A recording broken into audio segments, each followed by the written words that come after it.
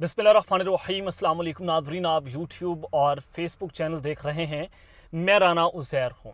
नाज़रीन, इस वक्त मैच पड़ चुका है इस्टेब्लिशमेंट और इमरान खान के दरमियान। इमरान खान साहब को बहुत सारी ऑफ़र्स हुई, बहुत सारी डील्स की ऑफ़र्स की गई, फिर धमकियां तक बात पहुंची कि हम जो है वो आपका भी कोर्ट मार्शल कर देंगे, फैज़ हमीद के साथ आपको जो है वो हम मिलिट्री कोर्ट्स के अंदर ले जाएंगे। लेकिन इमरान खान साहब का एक ही जवाब है कि जनाब अब नहीं तो कौन, हम नहीं तो कौन, अब नहीं तो कब। इमरान खान साहब जो हैं वो इस वक्त डट कर खड़े हुए हैं। लेकिन इस सब के अंदर इमरान खान के हवाले से एक बड़ी ब्रेकिंग न्यूज़ सामने आ रही है और वो अचानक से उनको अडयाला जेल से कहाँ मुंतकिल किया जा रहा है, उसकी वजह क्या है।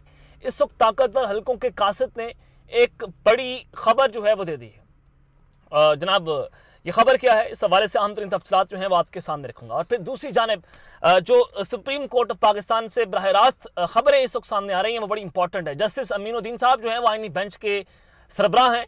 चीफ जस्टिस जायशा अफरीदी जो हैं पाकिस्तान की तारीख के वो वाहिद चीफ जस्टिस हैं जिनके पास इख्तियार नहीं है। तो उनके लिए ये धमाकेदार खबर है कि जस्टिस अमीनुद्दीन की जनाब छुट्टी होने जा रही है। जस्टिस अतर मिनल्ला और जस्टिस मंसूर अली शाह ने बाकायदा तौर पर इस वक्त कंट्रोल संभाल लिया है। ये खबर और क्या है, माजरा क्या है, इस हवाले से कुछ इंपॉर्टेंट डिटेल्स हैं जो आपके सामने रखी जाएंगी। लेकिन अगर आपने इस चैनल को सब्सक्राइब नहीं किया, चैनल को सब्सक्राइब कर लें, बेल आइकन को दबा दें, आने वाली तमाम तर अपडेट्स आपकी खिदमत में बर वक्त पेश होती रहें।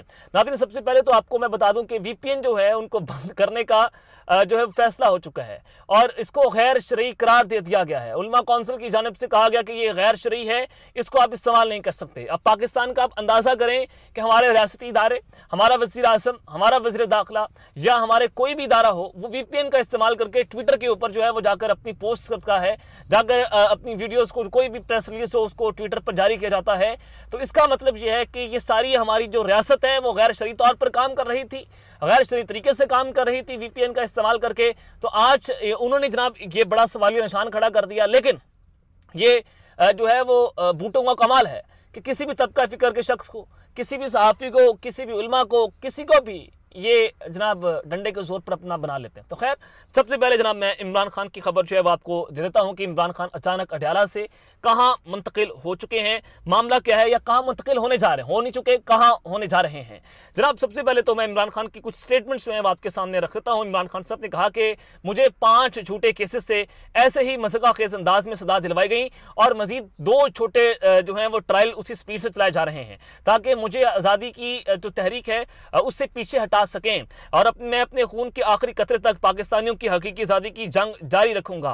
फिर इमरान खान साहब ने अपने कारकुनों के नाम अहम तरीन पैगाम जारी किया। खान साहब ने कहा कि कौम को कॉल दे रहा हूं, यही वक्त है, अब नहीं तो कब, हम नहीं तो कौन। 24 नवंबर को न सिर्फ खुद निकलेंगे बल्कि हर फर्द जिम्मेदारी लेकर लोगों को बड़े पैमाने पर मुतहरिक करके तहरीक चलाएं।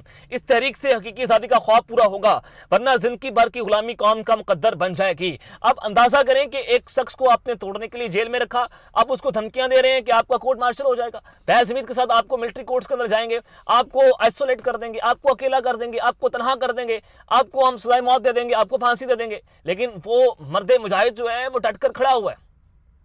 ये पाकिस्तान का एक लीडर जो आउट ऑफ द सिलेबस आ गया इस वक्त इस्टेब्लिशमेंट के लिए, इदारों के लिए, जिसने इस वक्त मंजी ठोक के रख दी है। अगर मैं आपको खुले अल्फाज के अंदर ये चीजें बयान करूं। लेकिन जनाब इमरान खान साहब ने एहतजाज की फाइनल कॉल जो है वो दे दी है। अब एहतजाज की फाइनल कॉल उनको जो है वो ऊपर बनाए गए सियासी मुकदमात हैं, उनके लोगों को पकड़ना, धकड़ना, गिरफ्तारियां, अगवा करना, इंसानी हकूक हैं, रूल ऑफ लॉ है, जमहूरी बालादस्ती है, उनके हवाले से उन्होंने अपनी आवाम को बुलाया। इमरान खान एक जमहूरी लीडर है, वो पाकिस्तान की आवाम का लीडर है, पाकिस्तान की आवाम जो है वो उसके अंदर वो मकबूल हैं। अब इमरान खान के पास क्या ऑप्शन होगा? अब पार्टी के लोग कह रहे हैं कि खान साहब को वो जो है वो एहतजाज नहीं करना चाहिए, या जो है वो खान साहब ये गलत वक्त पर एहतजाज कर रहे हैं। जो इमरान खान के नाम पर उनका टिकट पर जीतकर MPA MNA बना, वो इमरान खान को डिक्टेट करेंगे। अब इमरान खान के पास ऑप्शन क्या है? इमरान खान एहतजाज ना करें तो क्या करें?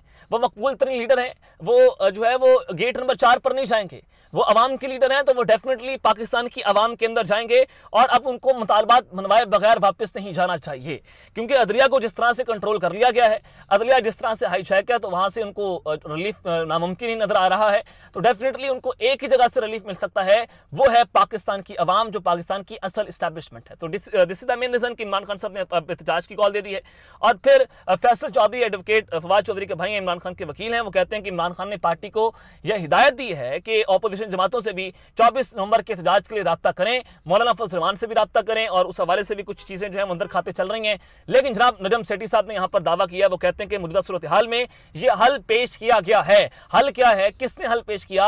दायरा ताकतवर हैं जो इमरान खान साहब को पूरी तरह से कंट्रोल कर रहे हैं और एक जेल के अंदर एक अहम अफसर साहब बैठे हैं, वो सारी डेरा जेल को कंट्रोल करते हैं। इमरान खान से मुलाकात करवानी हो, खान साहब की सीसीटीवी फुटेज के जरिए उनको सारा कुछ देखना हो, तो वही अफसर जो है वो डेरा जेल को कंट्रोल कर रहा होता है। तो नजम सेठी साहब कहते हैं कि हल पेश किया गया है कि हो सकता है कि इमरान खान को किसी दूसरे मुल्क मुंतकिल कर दिया जाए।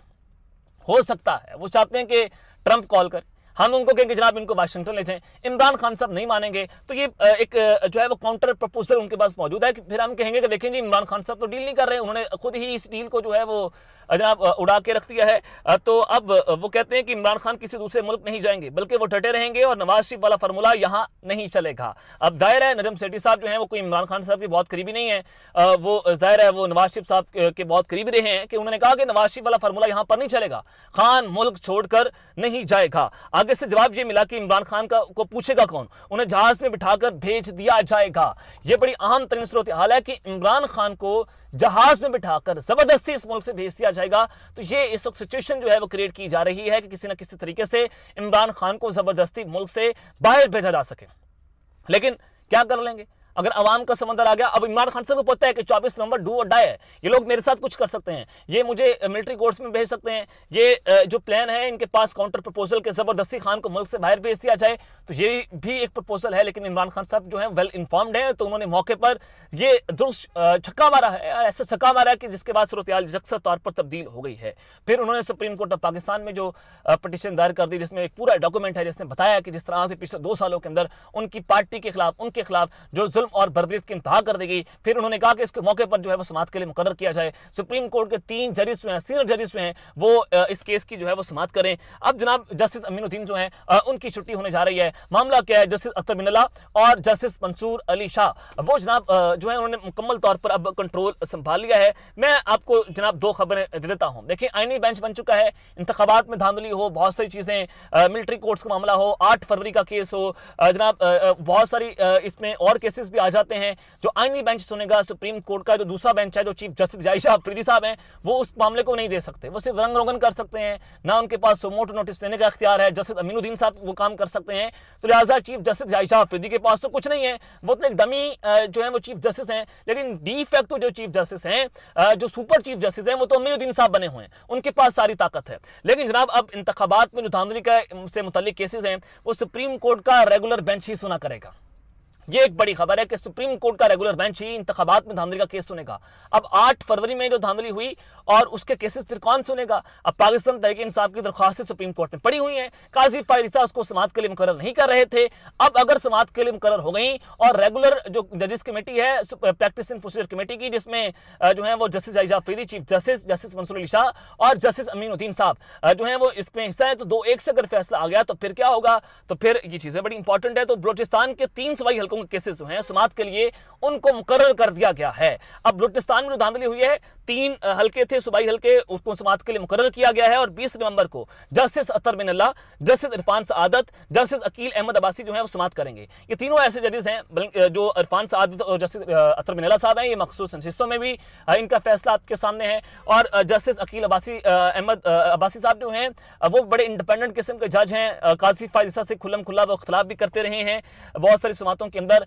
तो ये इसके अंदर जो मिनट्स आएंगे, जो रिमार्क सामने आएंगे, जो ऑब्जर्वेशंस होंगी, वो बड़ी दिलचस्प होंगी। अब यहां से खेल का पांसा पलट सकता है। अगर 8 फरवरी के इंतखाबात में जो धांधली हुई है, अगर वो मामला भी रेगुलर बेंच के पास चला गया तो फिर क्या होगा? अब यहां पर हुकूमत की दौड़ें जो हैं वो लगी हुई हैं कि जस्टिस अमीनुद्दीन साहब के पास तो ये इख्तियार तो है नहीं, तो फिर जनाब मामला किसी और जानिब जो है वो जा सकता है। अगर 8 फरवरी के इलेक्शन कलदम करार दे दिए गए तो फिर मामला जो है वो यकसा तौर पर तब्दील हो जाएगा। तो ये गेम जो है वो जनाब यहाँ पर फंसी हुई है। जस्टिस मंसूर अली शाह के हवाले से खबर आपको दे देता हूं कि जस्टिस मंसूर अली शाह की सरबराही में 2 रुकनी बेंच ने GHQ के इदारे NLC बारे दरखास्त जो है दायर दरखास्तों की समाअत की और NLC ने कहा कि केस आईनी बेंच का है, तो लिहाजा आप इसको नहीं सुन सकते। और फिर जस्टिस मंसूर अली शाह ने NLC का एतराज उड़ाकर फैसला महफूज कर दिया। यह पहला तगड़ा सरप्राइज जो है उनका GHQ को दिया गया है कि उन्होंने कहा कि इस पर कोई एतराज नहीं है, उन्होंने फैसला महफूज कर लिया है। और NLC ने सुप्रीम कोर्ट में दरख्वास्त डाल दी है कि मंसूर अली शाह का बेंच हतमी फैसला ना सुनाए और मामले को आईनी बेंच के सामने लगाया जाए। अब यहां से भी आप अंदाजा लगा सकते हैं कि